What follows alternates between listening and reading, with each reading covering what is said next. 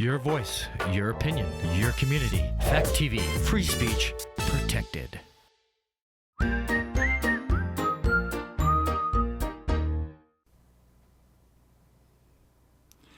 What kind of person wants another movie where a nerdy person gets revenge for having been bullied? What kind of person owns rats? And what kind of person thinks this movie was good? All this and more on Gory Storytime. Warning. Gory Storytime is a horror movie review show by a son and his dad who thought that letting his 5-year-old watch scary movies was acceptable. If you are offended by horror or talk about blood and gore by a child, or if you don't want horror movies from the 60s through today spoiled, then there is a remote stuck in your couch cushion next to potato chip crumbs. Use it. And of course, parental discretion is advised. Why? You didn't use any. Shut up and start the show.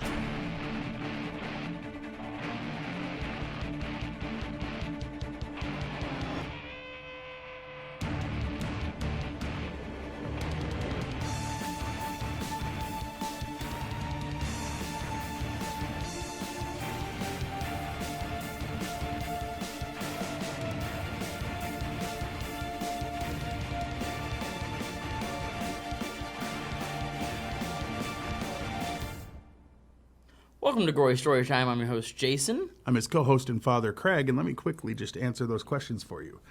We do, and let's see.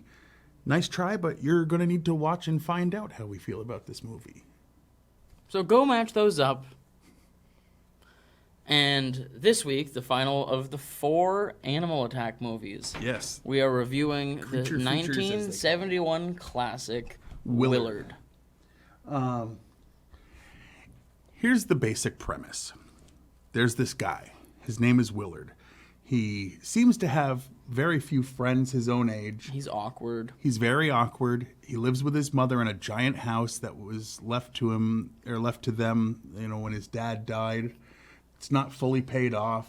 His mom is sick and dying, and everyone that's ever at the house is either friends or family with his mom and not his friends. Yes. Like, it starts with it shows his birthday party, and like everyone is her age that comes to wish him a happy birthday. And she's like, aren't you glad I invited all your friends over? Yeah. And she kind of hounds him to kill rats that are out in the yard. And he intended to until he decided they were cute and wanted to befriend them. So he did. And everybody in his life, almost everybody, there's one exception we can get into later. Yeah. But most everybody is just a jerk to him. Just the worst. If he needs money, they won't loan him money. If he needs his job, he gets threatened to be fired. If he wants a raise, he gets threatened to be fired. If he does his job well, he's told, hey, you're horrible. If he doesn't do his job boss makes well, him work on weekends when no one else does. Keeps reminding him, hey, I only gave you this job as, a promise I made to your mom when your dad died. His dad owned the thing. And the guy this stole guy it. basically stole it when it should have went to Willard anyway. And he slowly gets more and more upset about things. I won't get into all the list of things that happened to him, but... So, now that you know at least the first 5 minutes of the movie, because that's all it takes for you to learn all of these things. I mean, every scene you're like, oh, I don't like this person around him. Then he basically trains his rats because he becomes friends with them because he doesn't have his own friends, and hilarity ensues. I mean, I guess There's some so. funny stuff There that is some happens. funny stuff in this movie. And that's all I want to do without spoiling it. So why don't we throw it to a trailer so you can see what we're talking about. Willard!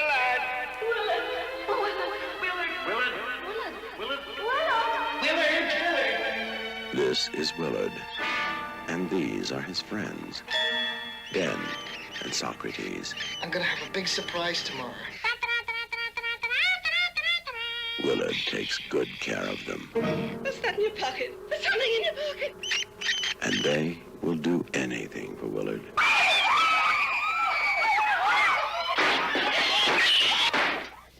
Joy. Walter, please, Walter, there's something outside the door. My God, look at the rats. You You made me hate myself. Well, I like myself now. You know, my life has changed now. Two things did it. One was a friend I had named Socrates, and you.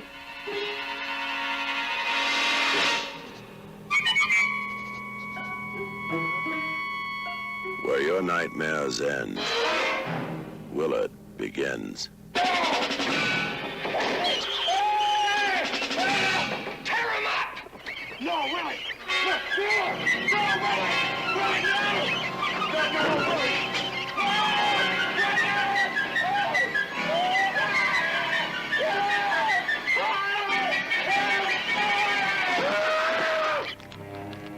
Willard is the one movie you should not see alone. Well, That was an interesting trailer. I mean, in case you forgot that this is a horror movie, that trailer really made you remember that. Which is odd in a way, which we'll get into.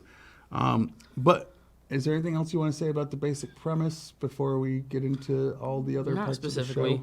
show? I can say, before we go in depth and break down all the insides and the spoilers, it's free everywhere. So I don't even have to tell you where to find it. Like if there's a streaming platform that Isn't offers company free specific, things, I guess. well, that offer free things, it's there. Free. It's all over there. It's all over the place. You know, there's watch there's it streaming before we do services that that. have commercials, so it's all free. It's on those. It's on those. If you don't want to watch commercials, it's on some of the bigger ones that are also free. Yeah. Anyway, but now we get into the real thing that this show is about. Yes, indeed. See, I say it every time, and people just don't listen. They're like, oh, we love how you review horror movies, which, I mean, we do that, but they're missing the point. The real reason we do this is to make tons of cash. And the way we do that is by offering our services, selling other people's things for big truckloads of money. Yes. So these are all real items that actually exist that you can purchase or use in some way, depending on what they are.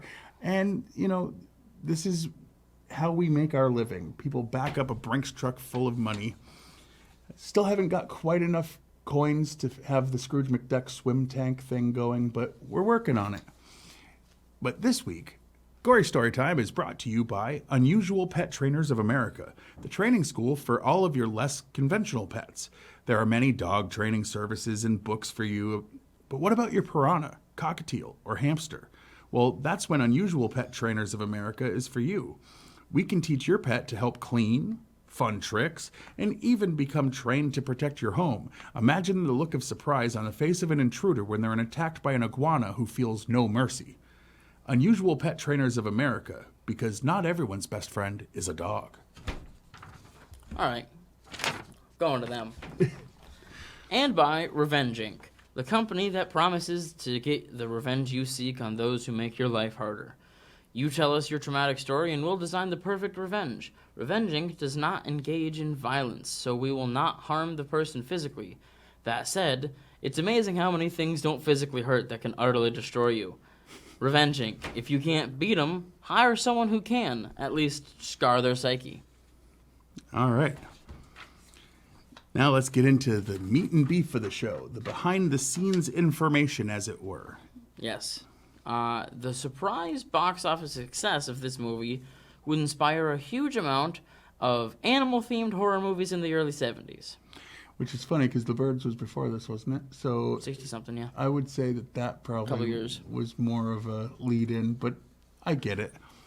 According to Ernest Borgnine's autobiography, the studio offered him a choice of either a higher salary or a percentage of the box office.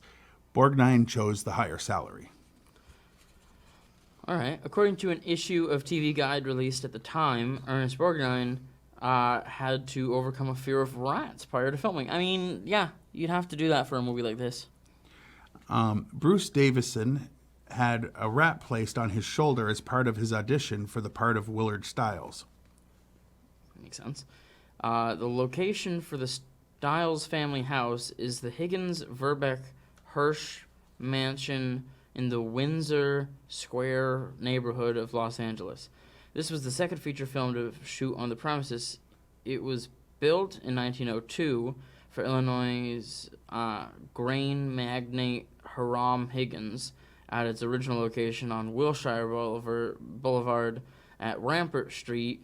In 1924, the home's new owner, Howard Verbeck, had it cut into 3 sections and trucked to its present location on S. Lucerne Boulevard, That'd be south. just north of Wilshire. After the Great Depression, it fell into disrepair due to over 50 years of neglect. In 1988, it was designated Los Angeles Historic Cultural Monument number 403. The house used as the Stiles family home was also later used in the films Witchboard from 1986, Waxwork in 1988, and Elvira, Mistress of the Dark in 1988. Crazy. Gotta love Cassandra. You gotta watch that movie. Bruce Davison and Sandra Locke were dating in real life at the time of the film was being made in 1970. They never appeared as a couple in public because Locke was married. Not great. Let's see. The scenes of the rats took upwards of 30 takes to get right. Wow. But it was worth it, right? Definitely. This film was the first theatrical production from Bing Crosby Productions since its purchase by Cox Broadcasting in 1968. By 1971, Bing Crosby was no longer associated with BCP, which had produced a number of films during the 40s and 50s. BCP also produced the sequel to this film, Ben, the very next year, 1972. Al Martin asked his secretary Alice to produce $8,000 in cashier's checks and cash for Walter Spencer, who's going on a European vacation, which amazes Alice and the rest of the Martin staff. $8,000 in 1971, the year of the release of this film, is equivalent to about $54,000, $54,037.93 in 2021. So, I want $8,000 in 1971. now in 2022, it would be worth less because money's not worth as much because things are so expensive. But hey, inflation happens. The final film appearance of Elmira Sessions. Elmira Sessions. The film's Spanish title is La Revolución de las Ratas, which translated into English is The Revolution of the Rats. Sure. Sandra Locke was 2 years and 1 month older than Bruce Davison. This film was announced as Ratman's Notebooks, the title of the novel by Stephen Gilbert on which it was based. Oh, wow. The film's cast included 1 Oscar winner, Ernest Borgnine, and 3 Oscar nominees, Elsa Lanchester, Sandra Locke, and Bruce Davison. According to Ernest Borgnine, during the filming of his character Al Martin's death scene, he was smeared with peanut butter to attract the rats so it would look like they were attacking him. In the scene where Willard is threatening Martin with the heavy stick he used to kill Socrates, Bruce Davison accidentally hit Ernest Borgnine on the foot with it. Borgnine's angry reaction was real. Both men later apologized to each other. When Joan gives Willard the cat Chloe as a pet, she tells him that female cats are good company. Chloe was played by a male cat. All right. When Willard goes to the sink to add water to the rat poison, you can see the rat wrangler's shadow as he reaches to remove Ben from the center island. And early in the film, Willard plans on drowning the rats, apparently not knowing that rats are capable swimmers. They could have easily swam across the pool from the island and escaped. And, finally, Rotten Tomatoes is a website. Yes, and the way it works, for those who don't watch every week, and if you do watch every week and you're wondering why I repeat myself, it's because there's a classic saying about TV shows. Every episode is somebody's first episode. We would need more people viewing for that to be true, but listen. Very much. Basically, though, it breaks down to They take all the well-known reviewers. Some, Indeed. in this case, it's at the time for a lot of them, I'm sure. Less new ones probably reviewing this movie. But anyway, they take them, and if it's a positive review, they count it as positive. If it's a negative review, they count it as negative. And then the percentage they give is the percentage of positive reviews. So if that number's low, it's a low percentage. A lot of people get mad thinking that they are actually like, what, you all right over there? Yeah. Anyway, a lot of people get mad thinking that Rotten Tomatoes is saying this movie's, 40%. And it's like, no. Because the people at Rotten Tomatoes might have a different opinion than the it's critics not that. anyway. It has nothing to do with that. It's what the average critic score says. Yes. But anyway, they also have a section for people to vote on what they think. And For this movie, the critics, only 52% of the critics said that it was good. which is considered rotten. Very And much. the people have it at 37. Which is more rotten. These are people that need to be slapped upside their head. I need an army of rats to do my bidding against these people. Well, the thing is, these people, a lot of the critiques, and it's something I noticed, but I considered it a positive. It's listed as a horror movie, and it is. It is a horror movie after like an hour and 10 minutes of film, and it's like the last 15, 20 minutes. See, but is unlike horror. Insidious, the first hour and 10 minutes was good. Ah. Did you burn your hand? You look like you have a burn on your... Like, right there. Oh, no, that's the scar from when I sliced my finger open. Ah. Sorry, I just noticed, like, a weird lump on his hand. Anyway, I noticed this, and I saw this as complaints when I saw some bad reviews. It seems like an average... Or not average, but it seems like a Disney live-action movie from the early 70s. The film stock, the acting style, nothing inappropriate other than it's like, hey, this person's being a jerk, which happens in a lot of Disney movies. Up until he sicks the rats on his boss, and then he's other like murdered, right? And you know, there's a couple of scenes where rats commit murder. Yes. But other than them, like it seems like that. So some people said it just had a weird tone for them. But here's all I can say. An hour and 10 minutes in, we had to stop to go do something. It hadn't become a horror movie yet. And he couldn't wait to finish watching the movie because he was like, this movie is really good. You have to have patience with movies. I hate when people are like, oh, if something scary doesn't happen in the first 5 minutes, it's not a horror movie. It's like, no. Some horror movies can do that and then also be good The the rest of Birds the was time. very similar, and it took a long time before the Birds really did anything. And you love that. Oh, yeah. And you know what else has a lot of the same themes as this? Carrie. Oh, my goodness, and Carrie is so And good. Carrie is definitely a horror movie. Until she goes crazy at the end, everything is It's based just in a reality. drama. It's a drama about a girl woman being mistreated by everyone in her life. And this is a guy being mistreated by everyone in his life. So, like... And gets revenge. I mean, there's a lot of crossover similarities. And there's something oddly supernatural about this movie with just how much... No, you can have that kind of a connection with a pet. You really can. Okay, but with hundreds? Yeah, but the connection was with two of them more than anything. Yeah. And even one of them was like, oh, really? Really? Yeah. And got his... Anyway, I'm not going to spoil the ending. It's a good movie, though. What was your favorite scene? Well... Or do you want to start with least favorite and then build up to something good? Yeah, let's go least favorite first. Okay. So I guess, and this is very nitpicky, because I had to find something for this section of the show. There was one scene specifically where I could very much tell that these rats were acting.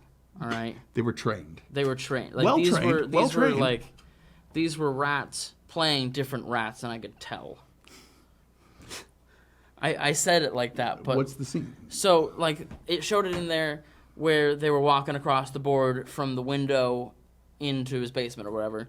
And I mentioned at the time, I was like, okay, except they're doing it single file. They're going one at a time. That's not like a thing that rats would have done because the rats didn't do it earlier in the movie going onto the island. All right. Well, what would be my least favorite part? I guess the fact that they introduced the one redeeming character in his life fairly late into it, considering he works with her. Like they didn't. No, I mean, basically, the first time he goes to the office, No, he's but, like, "Yeah, I hired her Why wasn't she? at the party." Yeah. Oh, because they hadn't met yet. Right, but I don't know. I think that having one human on his side, See, but that would have probably changed the outcome because exactly. he wouldn't have. I think we both agree I'm that this trying movie, we're basically lying to you I'm about trying the to pick a least hard, favorite things. Yeah, it's not easy. What was your favorite scene? Okay. Basically, I think my favorite scene was there was a scene where he was bringing Ben to bed with him to lay down and cuddle with Ben. No, Ben followed. Oh no, him. not Ben. Socrates. No, followed him. Yes. Well, no. So it was Socrates he was taking with him to the bed. Right. And That whatever. It's not what he made it sound It's like. not rat sex, I promise. There's a lot of that in this movie. I mean, there's a lot of multiplying Off screen, rats. at least. Yes. But so he's bringing Socrates to cuddle with as he falls asleep, and Ben follows him up, and he's just like, it's funny, honestly. Just like he goes full rage mode and freaks out at Ben. He's like, "Oh, I told you to stay in the basement. Stay in the basement next time." And he kicked him out, and the rat just left and went back downstairs. Like he had no problem with it. He just went downstairs, and he was like, "Yep, all right. Guess I'm getting kicked out now." Yep. It's like when you're telling your kid, like, all right, go to bed. My favorite scene would probably be, and they showed the shot, like something happens to turn the rats against Willard. I won't get into all of it, but there is a glare that he receives from that rat, Ben. Ben literally slit eyes, just... I don't know how they got this rat to, like, the rat was mad. The rat was pissed off. They, like, and took the his rat, peanut butter or something. like, literally reads a box and then rats him out with what he read. That's all I'm going to say. You got to watch it. But he glares. And when he glares, go back to the trailer that we played and you'll see it at the beginning of this episode. And it's great. So... I mean, it's menacing. It is. It truly is. You actually think, oh no, this rat wants to kill you. Like, that's some acting from a rat. Yeah. Anyway. So, on a scale from 1 to 10, what do you rate this movie? I'm going 9.5 because it's such a quality movie. Like, the acting, it's that early 70s acting that all big movies were doing. So when you look at it and go, there's better acting now, yes. But look in the 50s and like we evolved into more natural. This was the thing. Yeah. This was right at the cusp of starting to get more natural acting out of people in general. Definitely. Where it seems more real life. Because the whole idea at the beginning of movies was like, well, this isn't real life. It's an escape. We shouldn't act like it's real life because that's the whole point. And people like it better now when it's like it feels like it could be happening to them. But it had a time, it had a place, and it works well for this. Definitely did. So I'm going 9.5. I'm going to go... The only reason it's not a solid full 10 is nothing to do with this movie at all. That seems fair. So I'm going with a 9.5 as well. Only because there's possibly margin to get better with supposedly both of the future movies. The sequel and the remake are supposedly rated higher. And it's like, okay. But you can't go into them going, prove it. You have to be willing to be open-minded. First of all, you have to be open-minded. I am 100% open-minded to Ben. Right. It's the that remake. Right, yeah, because we're used to remakes sucking. Let's be honest. It's like you've seen us. You can't have like we 20 liked points the better. Rob Zombie Halloween movies, but to say that they're better than the original Halloween would be ridiculous. They're completely different from the original. And they're not better. They're not the same. They're fun, but like it's like apples to like good tasting apples. What? Sure. Anyway, let's end the show by throwing On that up. side of the screen, you can look at the words that I'm reading. Fact TV channel 1076. That's where you can watch this show on Thursdays 8:30 p.m. and Fridays at 7 p.m. You can like us on Facebook. And when I say us, what I mean is you can like Gory Storytime, which has been going up a lot lately, and actual ones too. Like real people? Oh, yeah. Like heck I've been contacted by people, which is awesome. Like, reach out. Give us ideas for the movies that we do. Absolutely. You can come on the show and review your favorite horror movie if we haven't. yeah, I mean, why not? I don't mind trying to do some sort of guest situation. We've had guests in the past. It's been years, but we've done it. And, also like Fact TV's page because they live stream a lot of this stuff, If you're watching this live, hey. And if you're not, how did you hear me ask? Anyway, yeah. So Yes, the next thing. Oh, Twitters. Did I say Facebook? Nope, you haven't done. Oh, no, you said Facebook. Right. Oh, so you can go to fact8.com and watch this show, back episodes, other episodes of other shows. Absolutely. They have board meetings like every channel does, but they have content. Yeah, a lot of people. A lot of decent content. Yeah, over the years I've seen shows come and go, but there's certain people that have done it for a long time. Yeah. And this is a good channel for that, and they're very open to like new ideas. Yeah, I mean, because I it's don't kind even of their remember point. what their show was called or who they were. I don't think I've ever pitched something and had them say no. There were these three like funny fake news anchors For a little while, yeah. Yeah, those guys were funny. I remember. Go watch them. But anyway, then you can also follow us on Twitter. I'm at Craig Jakes, all one word, all lowercase. I'm at Jiggly Firm Brain. I only tweet things that he says that I find funny, both in or out of context, whatever I find funnier at the moment. And check out my YouTube channel. Just look for Gory Storytime, and you'll find Juggalo Jakes, and you'll also find Fact TV. Like and subscribe to both of them. Give them, Indeed. Because independent stuff. We're not making money off it. We're just trying to like get people to be able to view our opinions. Yeah, that's it. We're just trying to be seen by Rotten Tomatoes so we can be included in That'd be nice. in the rating. We have got responses from a director once, and I know. and we actually got a shout out from a director once, a different one. So one of them was like, "Hey, sorry you hated my movie so much," and the other one was like, "Hey, I'll pump up your show for you," and that was exactly. Cool. So both were awesome. Yeah. Anyway, but that's the end. Until next week with a completely unrelated topic, I will be your host, Jason. I'm his co-host and father, Craig, and sweet dreams.